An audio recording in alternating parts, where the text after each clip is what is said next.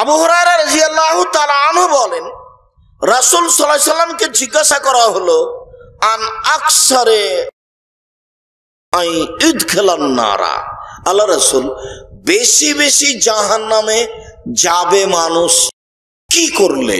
মানুষের বেশি বেশি জাহান্নামে যাওয়ার কারণ কি?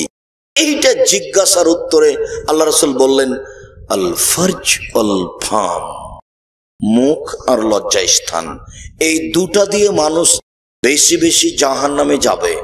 মুখ আর লজ্জা স্থান, মুখ দিয়ে গীবাত আর লজ্জা স্থান দিয়ে জেনা, এই দুটার মাধ্যমে মানুষ বেশি বেশি জাহান্নামে যাবে। রাসূল সাল্লাল্লাহু আলাইহি সাল্লাম একথা বললেন, হাল তাদরুনা মাইকুবুন নাসান নারা, সঙ্গী সাথী বলতে পারো মানুষকে পিছন দিক থেকে জাহান্নামে ধাক্কা মেরে নিক্ষেপ করে কি? সঙ্গী সাথী বলতে পারো মানুষকে পিছন দিক থেকে ধাক্কা মেরে জাহান্নামে নিক্ষেপ করে কি? সঙ্গী সাথী বলতে পারো মানুষকে পিছন দিক থেকে ধাক্কা মেরে জাহান্নামে নিক্ষেপ করে কি? এই কথা বলতে বলতেই ফাখাজা লিসানাহু, এই জিহ্বাটা ধরে নিয়েছেন।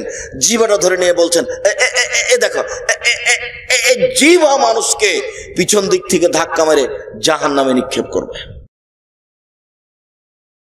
তাহাজ্জুদ পড়লেন কিন্তু মুখ ঠিক হয়নি। একটা লোক রাসূলের সামনে এসে বলছে, অমুক মহিলা বেশি বেশি সালাত আদায় করে, বেশি বেশি সিয়াম পালন করে, বেশি বেশি দান খায়রাত করে, তবে ইউজি জারাহু, প্রতিবেশীকে কষ্ট দেয়, প্রতিবেশীর বদনাম করে, গীবাত করে। তখন আল্লাহ রাসূল বলছেন, হিয়া ফিন্নার, ও জাহান্নামে যাবে।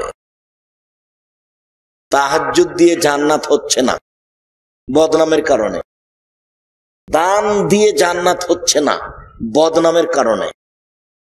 তো পরহেজগার মানুষ কোরআন তেলাওয়াত করে, রাতে তাহাজ্জুদ পড়ে, জিকির আজকার করে, অর্থ সম্পদ দান করে। আল্লাহ রাসূল সাল্লাল্লাহু আলাইহি সাল্লাম বলেছেন, আব্দুর রাজ্জাক সাহেব বলছিলেন, আস-সাদকাতু বুরহান, দান হলো দলিল। বিচারের মাঠে আমি বলবো আমি জান্নাত পাবো, তো আল্লাহ আমাকে বলবেন কেন? আমি বলবো আমার কাছে দলিল আছে, এই জমি আমার, প্রমাণ এই যে দলিল, এই বাড়ি আমার, প্রমাণ এই যে দলিল, জান্নাত আমি পাবো, প্রমাণ আমার কাছে দান আছে, দলিল। আল্লাহ রাসূল বলেছেন।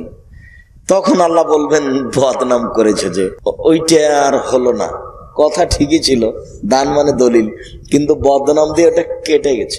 দেখছেন, তাতে কিন্তু কোনো সুবিধা নেই।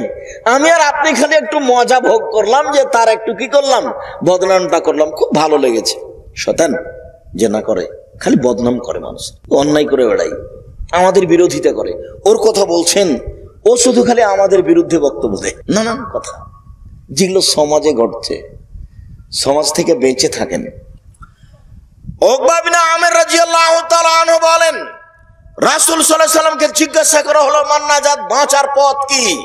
তখন তিনি এক নম্বরে বললেন, আলজাম লিসানাক, মুখটা বন্ধ রাখো, বেঁচে যাওয়া।